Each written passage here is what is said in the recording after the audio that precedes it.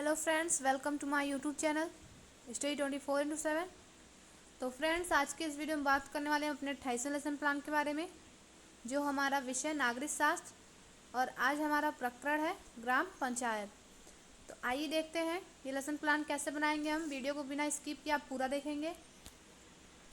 तो सबसे पहले आप पाठ योजना संख्या डालेंगे। तो आप अपने अकॉर्डिंग पाठ योजना संख्या डालेंगे। हम लोग का यह 28वां लेसन प्लान है, इसलिए हम लोग 28 डालेंगे। फिर आता है आपका विद्यालय का नाम। तो आपको पता ही होगा, विद्यालय के नाम में आपको वहाँ का नाम लिखना है जहाँ आपकी टीचिंग लगी होगी, उस विद्यालय का नाम आपको यहाँ पे लिखना होगा, या फिर आपके अध्यापक द्वारा जो नाम बताया जाएगा विद्यालय का वो यहाँ पे आपको लिखना होगा। फिर आप 3 कॉलम बनाएंगे जिसमें दिनांक, कक्षा, विषय, प्रकरण, चक्र और अवधि लिखेंगे। तो विषय हमारा नागरिक शास्त्र और प्रकरण है ग्राम पंचायत। बाकी सारी चीज़ें आप अपने अकॉर्डिंग लिखेंगे। फिर आता है हमारा समान उद्देश्य और विशिष्ट उद्देश्य। तो विशिष्ट उद्देश्य हमारा प्रकरण से संबंधित होता है और समान उद्देश्य हमारा विषय से संबंधित होता है। तो अगर आपने पहले पाठ योजना में समान उद्देश्य नहीं लिखा है तो आप हमारे यूट्यूब चैनल पर जाके देख सकते हैं। वहाँ पे आपको समान उद्देश्य का एक वीडियो है, वहाँ पे दिया गया है, आप वहाँ से देख सकते हैं। नहीं तो आप सिविक्स का पहला लेसन प्लान जो है देख सकते हैं, उसमें आपको समान उद्देश्य देखने को मिल जाएगा। आप समान उद्देश्य एक बार लिख लेंगे तो आपको बार बार समान उद्देश्य लिखने की आवश्यकता नहीं पड़ेगी, क्योंकि सभी प्रकरण में समान उद्देश्य आपका पूर्वत ही रहने वाला है। अर्थात आपका जो सब्जेक्ट सेम होने के कारण समान उद्देश्य भी सभी प्रकरण में वही रहेंगे, वही लेसन प्लान में सारे वही रहेंगे, जिसके वजह से आपको समान उद्देश्य बार बार लिखने की आवश्यकता नहीं है। फिर आता है हमारा विशिष्ट उद्देश्य। तो विशिष्ट उद्देश्य आपको पता ही होगा, प्रकरण से रिलेटेड होने के कारण सभी प्रकरणों में अलग अलग होता है, बदलता रहता है। तो आइए देखते हैं। विशिष्ट उद्देश्य के तहत कई बिंदु होते हैं, परंतु मुख्यतः आपको 3 बिंदु ही देखने होंगे, जिसमें आपका होगा पहला ज्ञानात्मक उद्देश्य। पहला है हमारा ज्ञानात्मक उद्देश्य, दूसरा है बोधात्मक उद्देश्य और तीसरा है हमारा क्रियात्मक उद्देश्य। ज्ञानात्मक यानी इसमें ज्ञान की बात की जाएगी। तो देख लेते हैं पहला बिंदु, विद्यार्थी ग्राम पंचायत से संबंधित कार्यों व शक्तियों को जान सकेंगे। दूसरा, विद्यार्थी ग्राम पंचायत के विषय में प्रत्यास्मरण कर सकेंगे। फिर आता है हमारा दूसरा बोधात्मक उद्देश्य, यानी बोध मतलब होता है समझना, यानी इसमें समझने की बात की जाएगी। तो पहला बिंदु हमारा विद्यार्थी ग्राम पंचायत के गठन की प्रक्रिया को समझ सकेंगे। दूसरा बिंदु, विद्यार्थी ग्राम पंचायत के बारे में समझ सकेंगे।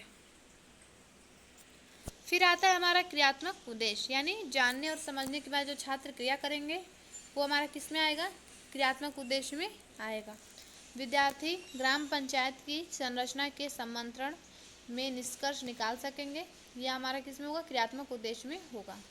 इसके बाद आता है हमारा सहायक सामग्री। तो मैंने आपको बार बार बताया है कि आपका जो प्रकरण रहने वाला है उसको आप कक्षा में पढ़ाने के लिए जिन भी वस्तुओं का प्रयोग करते हैं समझाने के लिए छात्रों को, वो आपके सहायक सामग्री में आएगा, जैसे लपेट, चामपट, संकेतक एवं समस्त कक्षोपयोगी उपकरण इत्यादि। फिर आता है हमारा पूर्व ज्ञान। तो पूर्व ज्ञान में आप लिखेंगे छात्र ग्राम पंचायत के बारे में सामान्य जानकारी रखते हैं। अब आता है हमारा पाठ प्रस्तावना प्रश्न, यानी लेसन की जान। तो आपको बता दीजिए कि लेसन प्लान की शुरुआत पाठ प्रस्तावना प्रश्न से होती है। तो शुरुआत आपको अच्छी करनी चाहिए, जिसकी वजह से आपको प्रस्तावना प्रश्न क्रम से रखना चाहिए, सीक्वेंस में होना चाहिए और प्रकरण से ही रिलेटेड होना चाहिए। इधर उधर के प्रश्नों को इसमें नहीं रखना चाहिए। तो आइए देखते हैं। प्रस्तावना प्रश्न के लिए आपको 3 कॉलम बनाने होंगे, जिसमें पहला प्रस्तावना प्रश्न या क्रम संख्या, दूसरा है हमारा छात्र अध्यापक क्रिया, यदि छात्र हैं तो छात्र अध्यापक क्रिया, और तीसरा है हमारा छात्र क्रिया। तो प्रस्तावना प्रश्न का पहला प्रश्न है, हम किस देश के नागरिक हैं? तो भारत के हैं। दूसरा प्रश्न हमारा, भारत की अधिकांश जनसंख्या कहाँ निवास करती है? तो गाँव में निवास करती है। तीसरा है हमारा, गाँव के लोगों की अधिकांश समस्या क्या होती है? तो कृषि, शिक्षा व चिकित्सा आदि। चौथा प्रश्न हमारा, गाँव की इन समस्याओं का समाधान किसके द्वारा होता है? तो ग्राम पंचायत के द्वारा होता है। पांचवा प्रश्न है, ग्राम पंचायत के बारे में आप सब क्या जानते हैं? तो छात्रों के लिए क्या है ये? छात्रों के लिए समस्यात्मक प्रश्न है, जिसका स्पष्टीकरण आपको देना होगा। अब आप उद्देश्य कथन करेंगे। उद्देश्य कथन क्यों किया जाता है, तो आपको बार बार बताया गया है कि उद्देश्य कथन इसलिए किया जाता है ताकि छात्रों की प्रकरण के प्रति रुचि को बढ़ाया जा सके। ठीक है, अब आता है हमारा नेक्स्ट जो हेडिंग है प्रस्तुतिकरण। प्रस्तुतिकरण हेडिंग में आप देख लीजिए, पठन पाठन की सुविधा की दृष्टि से पाठ को 2 अनुवृत्तियों में विभक्त किया गया है। यदि अगर आपने पाठ को एक ही अनुवृत्ति में विभक्त किया है, एक ही अनुवृत्ति में पढ़ाया है, तो आपको यहाँ प्रस्तुतिकरण में लिखने की आवश्यकता नहीं है। फिर आप 4 कॉलम बनाएंगे, जिसमें पहला आपका होगा शिक्षण बिंदु, दूसरा होगा छात्राध्यापक क्रिया, छात्र हैं तो छात्राध्यापक क्रिया, तीसरा है हमारा छात्र क्रिया और चौथा है हमारा श्यामपट्ट कार्य। आपका हेडिंग क्या होने वाला है, प्रथमा अनुवृत्ति ब्रैकेट में ग्राम पंचायत लिखेंगे आप। पहले कॉलम लिखेंगे शिक्षण बिंदु, दूसरे में छात्राध्यापक क्रिया, तीसरे में छात्र क्रिया और चौथा में श्यामपट्ट कार्य। ये सारे कार्य करने के बाद आप शिक्षण बिंदु में हेडिंग डालेंगे ग्राम पंचायत। फिर छात्राध्यापक क्रिया में आपका हेडिंग होगा स्पष्टीकरण। तो ग्राम पंचायत पंचायती राज व्यवस्था की सबसे छोटी इकाई है। ये आपके परीक्षाओं में पूछा जाता है। जिस गांव की आबादी 1000 से ज़्यादा है वह एक ग्राम पंचायत का निर्माण किया जा सकता है। यदि गांव की आबादी 1000 से कम है तो उसके पास के गांव को मिलाकर। आगे बढ़ने से पहले देख लीजिए, छात्र क्रिया में आपको लिखना है छात्र, ध्यानपूर्वक सुनेंगे, और श्यामपट्ट कार्य में आपको लिखना है पंचायती राज व्यवस्था की सबसे छोटी इकाई है ग्राम पंचायत। ठीक है, कम है तो उनके पास के गांवों को मिलाकर एक ग्राम पंचायत का निर्माण किया जाता है। प्रत्येक ग्राम पंचायत में एक ग्राम प्रधान व 9 से 15 सदस्य होते हैं। इनका कार्यकाल 5 वर्ष का होता है। फिर से आप श्यामपट्ट कार्य में लिखेंगे ग्राम पंचायत में प्रधान व 9 से 15 सदस्य होते हैं। अब आता है हमारा बोध प्रश्न। जब भी आप स्पष्टीकरण देंगे ठीक तुरंत बाद आपको बोध प्रश्न पूछना होगा। तो बोध प्रश्न में आप प्रश्नों की संख्या अपने अकॉर्डिंग रख सकते हैं, और इसमें आपको उन्हीं प्रश्नों को पूछना है जो आपने स्पष्टीकरण में बताया है छात्रों को, यानी समझाया हुआ है। तो पहला प्रश्न हमारा, पंचायती राज व्यवस्था की सबसे छोटी इकाई क्या है? तो छात्रों का उत्तर है ग्राम पंचायत। दूसरा प्रश्न, कम से कम कितनी आबादी पर ग्राम पंचायत का गठन किया जा सकता है? तो 1000। तीसरा प्रश्न हमारा, ग्राम पंचायत के कौन कौन से कार्य हैं? तो छात्रों के लिए क्या है? समस्यात्मक प्रश्न है, इसका स्पष्टीकरण आपको देना होगा द्वितीय अनुविधि में। तो आपका हेडिंग होगा द्वितीय अनुविधि, ब्रैकेट में लिखेंगे कार्य। फिर आप 4 कॉलम बनाएंगे, जिसमें शिक्षण बिंदु, छात्राध्यापक क्रिया, तीसरा छात्र क्रिया और चौथा हमारा श्यामपट्ट कार्य।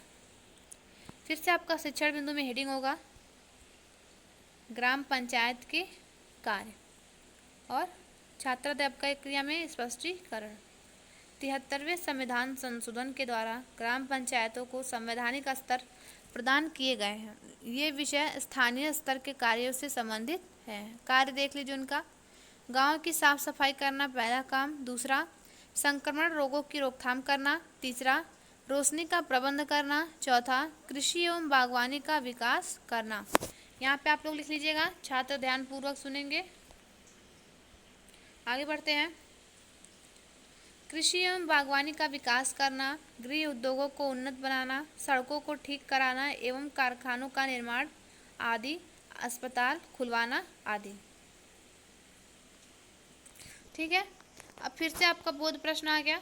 स्पष्टीकरण दिया तो आपने बोध प्रश्न बताना ही पड़ेगा आपको।